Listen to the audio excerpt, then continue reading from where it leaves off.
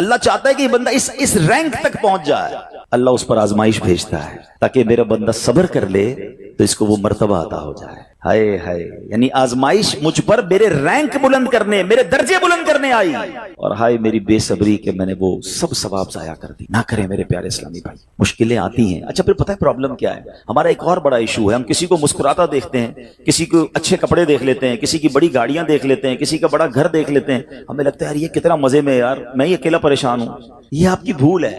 ایک بات یاد رکھیے گا، زندگی کی گاڑی مسائل کے پہیوں پر ہی چلتی ہے۔ امیر کے مسئلے اور ہیں، غریب کے مسئلے اور ہیں۔ شہرت جس کو ملی ہے نا، اس کے پرابلمز اور ہیں، جو غیر معروف ہے اس کے پرابلم اور ہے۔ زمانے میں ہر کسی کو کچھ نہ کچھ ایشو ضرور ہے۔ یہ نہ سمجھے کہ یار یہ اتنا مسکرا رہا ہے، کیا پتہ اس مسکراہٹ کے پیچھے کتنے دکھ چھپائے بیٹھا ہے۔ آپ یقین کریں، بلیو کریں، ایسا نہیں ہے کہ سب لوگ 100% خوشحال ہیں، پرابلم سب کے ساتھ ہوتے ہیں۔ میں کیا بتاؤں آپ کو، ہمارے پاس تو لوگ دعائیں کروانے آتے ہیں نا، ایسی پرابلم بتاتے ہیں کہ پیروں سے زمین نکل جاتی ہے۔ بعض اوقات ہم اتنے بڑے گھر میں جاتے ہیں، اس کی گاڑیاں کروڑوں روپے کی کھڑی ہیں، ان سے ملاقات ہوئی، وہ کہتے ہیں حضرت آپ سے ایک الگ سے دعا کروانی ہے۔ جب وہ بیچارہ اپنا مسئلہ بتاتا ہے نا، ہمیں لگتا ہے یار ہمارا تو غم ہی کچھ نہیں ہے، کتنی بڑی آزمائش سے گزر رہا ہے، کتنی بڑی پرابلم سے گزر رہا ہے۔ میں آج کی آپ کو مثال دیتا ہوں۔ ایک ہمارے بہت اچھے بھائی تھے، آج سے کچھ عرصہ پہلے انہوں نے ہمیں ایک ماشاءاللہ پراپرٹی دعوت اسلامی کے لیے، بچیوں کے مدرسے کے لیے دی، اور اس کے چند دنوں بعد ان کا وصال ہو گیا۔ ان کو بیچاروں کو کینسر تھا۔ میں ان کے گھر پہ دعا کرنے گیا، ان کے بیٹے نے مجھ سے جب گلے لگانا تو بیٹا رونے لگا۔ اچھا میں سمجھا کہ بیچارہ اپنے والد کو یاد کر کے رو رہا ہے، ظاہر ہے 16 دن پہلے انتقال ہوا۔ اندر گئے، دعا کی، اس کے بعد میرے کان میں کہتا ہے کہ عبدالرحیم بھائی اس وقت میری زوجہ ہاسپٹل میں ہے۔ میں نے کہا کیا ہو گیا؟ کہ میری وائف کو بلڈ کینسر ہو گیا ہے۔ والد کا کینسر میں انتقال ہوا ہے، اللہ نے بڑا نوازا ہے ان کو، جیولرز ہیں، لیکن میں یقین کریں، میں آپ کو سچ بتا رہا ہوں، میں گاڑی میں بیٹھ کے میں بھی رونے لگا، کیونکہ وہ بندہ جب مجھے چھوڑنے آیا نا پھر میرے گلے لگ کے رو رہا تھا۔ میں سوچنے لگا یار کتنا دکھ ہے لوگوں کو، اللہ نے کتنی بڑی ہم پر مہربانیاں کی ہیں۔ اگر مجھے کوئی بڑی بیماری نہیں ہے، میرے بچے میرے ساتھ ہیں، میری فیملی میرے ساتھ ہے، نہیں چاہیے یار دنیا کے سارے اللہ تللے نہ ملے اتنی ساری لگژریز، صحت سے بڑھ کے کچھ نہیں ہے، مگر ہمیں اس کی قدر ہی نہیں ہے، ہمیں اس کی کوئی اہمیت کا اندازہ ہی نہیں۔ پوچھو ان سے، کروڑوں روپے ہیں مگر علاج نہیں ہو پا رہا، ڈاکٹر بعض اوقات مایوس کر دیتے ہیں۔ کتنا تکلیف میں ہیں لوگ، اور ہم ہیں کہ چھوٹی چھوٹی باتوں پر بے صبری۔ صبر تو کریں، اللہ کی رضا پر راضی تو رہیں۔ میں نے آپ کو خاندان نبوت کا واقعہ سنایا، ارے کھانے کو کچھ نہیں ہے، کاش یہ بات ہمیں سمجھ آ جائے اور ہم ہر حال میں اللہ کا شکر ادا کرنے والے بن جائیں۔ اور ایک اور میں آپ کو بات بتاؤں، ہم جو دنیا والوں کو بتاتے ہیں نا، ہوتا کچھ نہیں ہے اس سے، مت بتایا کرو دنیا والوں کو، صحیح بتاتا ہوں، مت بتایا کرو، اپنے غم مت بتایا کرو، ثواب بھی چلا جاتا ہے۔ اور بعض اوقات یہ دنیا والے نا ہمارا مذاق بھی اڑاتے ہیں۔ ہم جب کسی کو اپنا پرابلم بتاتے ہیں نا، ہمارے سامنے تو بڑے اچھے بنتے ہیں کہ اچھا ٹھیک ہے میں کرتا ہوں کچھ، بعد میں جا کے دنیا میں باتیں کرتے ہیں، آیا تھا میرے پاس ہے، اس کا یہ مسئلہ ہے، ہاں باتیں بڑی کرتا ہے، بڑی پرابلم میں ہے۔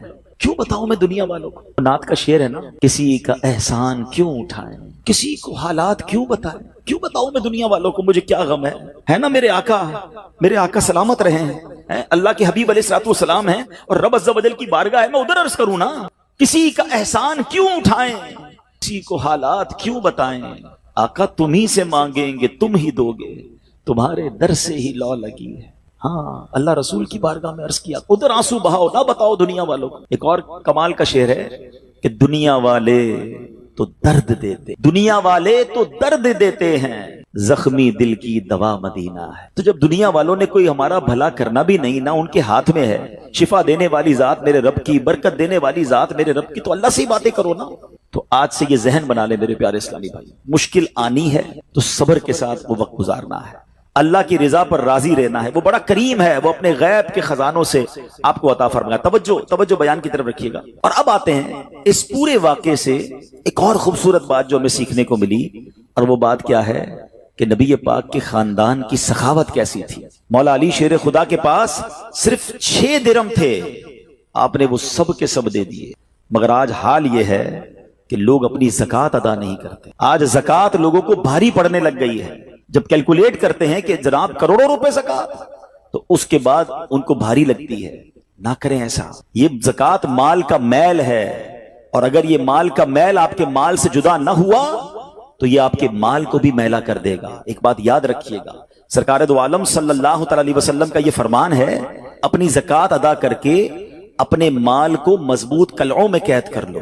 اگر میں اور آپ چاہتے ہیں نا کہ میری آپ کی پراپرٹی سیکیور رہے، ہمارے مال و اسباب سیکیور رہے، تو حدیث پاک میں تو فارمولہ موجود ہے کہ اپنے مال کو زکوٰۃ دے کر مضبوط قلعوں میں قید کر لو۔ لیکن یہاں زکوٰۃ دینے کے لیے تیار نہیں لوگ، लमसम निकाल देते हैं, कैलकुलेट नहीं करते।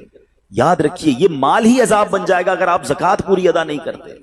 अगर हमारे पाकिस्तान में सारे सरमायादार कुछ ना करें, अपनी ज़कात पूरी अदा कर दें, सारे जमींदार अपनी ज़कात पूरी अदा कर दें, आप अपनी आंखों से देखेंगे कि गुर्बत कितनी जल्दी खत्म होती चली जा रही है। मैंने एक बार कैलकुलेशन की, जरा सुनिएगा।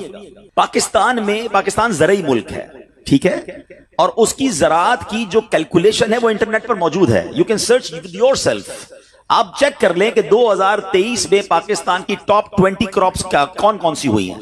आप इंटरनेट पर खुद ढूंढ लें, आपके सामने उस क्रॉप की कैलकुलेशन भी आ जाएगी कि इतने मिलियन टन, इतने जनाब करोड़ केजी जो है वो गंदुम हुआ, तो कॉटन हुआ, तो फ्रूट्स हुए, तो शुगर हुई। पाकिस्तान को अल्लाह ने बड़ा नवाजा है। शरीयत का हुक्म क्या है? जिस अल्लाह रसूल की हम बात कर रहे हैं, जिस इस्लाम को हमने कबूल किया है, शरीयत का हुक्म यह है कि अगर आपकी फसल उगती है तो उस फसल में अगर बारिश का पानी है और आप अपना पानी परचेज नहीं कर रहे और सिर्फ बारिश से आपकी फसल उग रही है, तो जितनी फसल उगी 10% उशर, क्या कहते हैं, 10वें हिस्से को, वो आपने निकाल देना है अल्लाह की राह में। वो गरीबों का हक है, वो ज़कात है ज़मीन की। और अगर आप पानी ट्यूबवेल वगैरह से लेते हैं, पैसों से खरीदते हैं, तो 5%। आप बिलीव करें, मैं बैठा कैलकुलेटर लेकर कि पाकिस्तान की टॉप 10 क्रॉप्स कितनी होती हैं, उसकी मालियत कितनी है, उसकी वैल्यू कितनी है, वो मैंने बनाई और उसका 5% लगाया, जो देना ही देना है। आप यकीन करें वो भी खरबों रुपए में बन गया। ये खरबों रुपए कहां है? अगर हम ज़कात देते तो कितने गरीबों का भला हो जाता, कितने घर खुशहाल हो जाते। अच्छा, ये तो सिर्फ जमीन की ज़कात है, प्रॉपर्टीज की ज़कात अरबों खरबों रुपए के लोग मालिक हैं। मगर जब कैलकुलेटर चलाते हैं ना, ओए होए होए, ज़कात जनाब 10 करोड़ रुपए बन जाएगी, तो फिर भारी लगती है। अल्लाह के बंदे, अल्लाह ने 4 अरब दिए हैं तो 10 करोड़ ज़कात है ना, तो टेंशन काहे की है? शुक्र अदा करो, अल्लाह ने देने वाला बनाया, मांगने वाला नहीं बनाया। मगर आज ज़कात भारी पड़ गई है। आपको पता है कारून क्यों दसाया गया था? कारून ये हजरत मूसा का कजन था, ये तौरात का आलिम था और बड़ा बड़ा आलिम दीन था। मगर जब हजरत मूसा ने उसको ज़कात का हुक्म दिया ना, उसके पास कितने पैसे थे कि कुरान कहता है उसकी खजानों की चाबियां एक जमात लेकर चलती थी। खजाने नहीं, सिर्फ कीज ऑफ द ट्रेजर, इतना खजाना था। मगर क्या हुआ ये कि जब हजरत मूसा ने उसको कहा, अच्छा उस जमाने पता है ज़कात कितनी थी? अभी तो 100 पे 2.5 है ना, 1000 पे 1। आपने फरमाया हर 1000 पर 1 तुमने ज़कात देनी है। उसने कैलकुलेट किया तो बहुत बनते थे। हजरत मूसा के खिलाफ हो गया, ज़कात का इनकार किया, अपने खजानों के साथ जमीन में धंसा दिया गया। प्लीज खुदा के वास्ते इस आवाज को सब मिलकर आगे बढ़ाएं। मैं तो ये समझता हूं जिस तरह हम नमाज की बात करते हैं कि नमाज पढ़ो, ज़कात दें, बेशक किसी को भी दें, जो हकदार है उसको दें, मगर ज़कात पूरी दें। पाकिस्तान खुशहाल हो जाएगा, गरीबों का भला हो जाएगा। लेकिन ज़कात जिसकी हजारों लाखों में है शायद वो निकाल देता है, मगर जब ज़कात करोड़ों में हो रही है तो लोगों के दिलों पर बोझ बनती जा रही है। इसको बोझ ना बनने देना। मैं एक दुआ करता हूं आज, अगर आपको लगे तो आप भी आमीन कह देना। अपने लिए तो मैं कई बार ये दुआ करता हूं कि या अल्लाह मुझे वो माल ना देना जिसकी ज़कात मुझ पर भारी हो जाए। अहो आमीन। या अल्लाह वो माल देना कि मैं खुश दिली से तेरी राह में ज़कात दूं। अच्छा, ये भी बड़ा इशू है, पैसे निकलते हैं तो भारी बड़े पड़ते हैं। अल्लाह फरमाता तुम उस वक्त तक भलाई को नहीं पहुंच सकते जब तक अपनी प्यारी चीज राह खुदा में खर्च ना करो। आप बेहतरीन खर्च करो ना, अल्लाह आपको उससे ज्यादा अता फरमाएगा। अच्छा, जब भी कैलकुलेटर, देखिए कुछ चीजें कैलकुलेटर से कैलकुलेट होती हैं, मगर अल्लाह की राह में जो खर्च करने वाला मामला है ना, वो रहमत के कैलकुलेटर से कैलकुलेट होता है। वो मेरे और आपके कैलकुलेटर से कैलकुलेट नहीं होगा। आप हिसाब करेंगे कि यार मौलाना साहब कह रहे हैं अल्लाह की राह में खर्च करने से माल कम नहीं होता, करोड़ रुपए हैं, 2.5 लाख ज़कात दूंगा तो 97.5 बच गए, ये तो कम हो गए। आप इसको कहीं नोट कर लीजिए, अगले साल आप करोड़ रुपए की ज़कात नहीं दे रहे होंगे, आप उससे ज्यादा की ज़कात दे रहे होंगे। ये कैसे? जो भी ज़कात देता है आप उसको पूछ लीजिए, हर साल उसकी ज़कात बढ़ती है। क्यों बढ़ती है भाई? ज़कात तो कम हो, पैसे कम होने चाहिए थे। नहीं जनाब, ये मेरे नबी अलैहिस्सलाम का वादा है। वैसे तो मेरे आका जो फरमाए हक है, मगर इस हदीस में अल्लाह के रसूल अलैहिस्सलाम ने कसम उठाई। आप फरमाते मैं कसम खाकर कहता हूं अल्लाह की राह में खर्च करने से माल कम नहीं होता।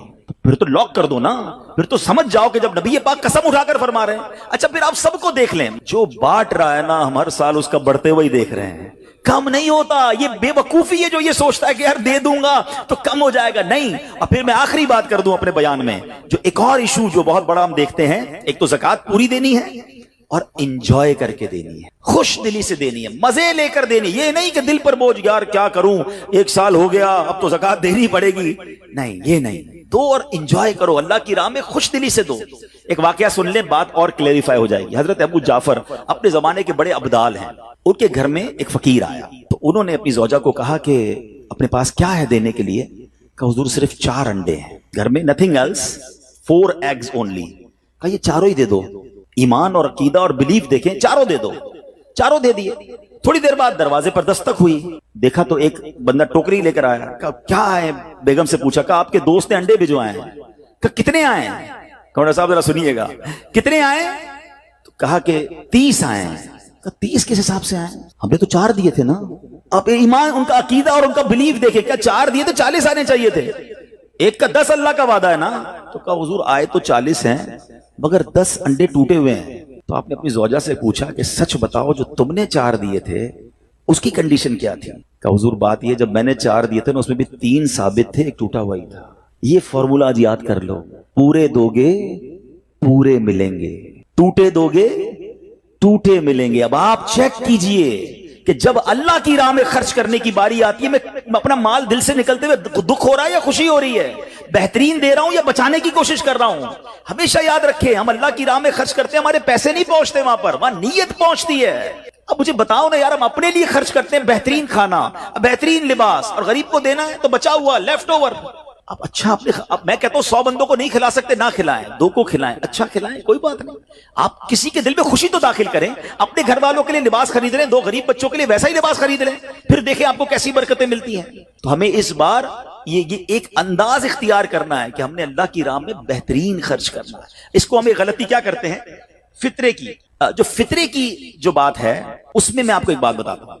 فطرہ حدیث پاک میں 4 قسم کا بیان ہوا ہے, گندم کا, جو کا, کشمش کا اور کھجور کا. ٹھیک ہے, لیکن ہم بچپن سے سن رہے ہیں, جب بھی فطرے کی باری آتی ہے ہم پہلے 50 روپے تھا وہ دے دیا, 100 دے دیا, 200 دے دیا, 300 دے دیا. ہمیں یہ پوری حدیث یا تو ہم نے پڑھی نہیں تھی یا ہمارے ذہن میں نہیں تھی, مگر حدیث پاک میں 4 قسم کا فطرہ بیان ہوا ہے. غریب آدمی گندم کا فطرہ دے دے کوئی بات نہیں, مگر جو روزانہ بہترین افطاری کر رہا ہے, بہترین کھانے کھا رہا ہے, سچ بتاؤ اس کو کون سا فطرہ دینا چاہیے؟ میری افطاری روز اجوا کھجور سے ہے اور عید والے دن میں گندم کا فطرہ دے آتا ہوں. ہمیشہ یاد رکھے, اچھا خرچ کرے نا. اس بار فطرہ جس کو اللہ نے جیسا نوازا ہے, غریب آدمی کے لیے بات نہیں کر رہا, جس کو نوازا ہے رب نے. کیا ہم کبھی ایسا کرتے ہیں کہ عید کی شاپنگ کے لیے جائیں, دکاندار سے کہیں کہ یار جو کپڑا سب سے سستا ہے وہ نکال دو, سب سے سستے جوتے نکال دو, میں نے عید پڑھنی ہے. بہترین چاہیے, اپنے لیے بہترین لینا ہے, اللہ کی راہ میں لوئسٹ والا فطرہ دینا ہے.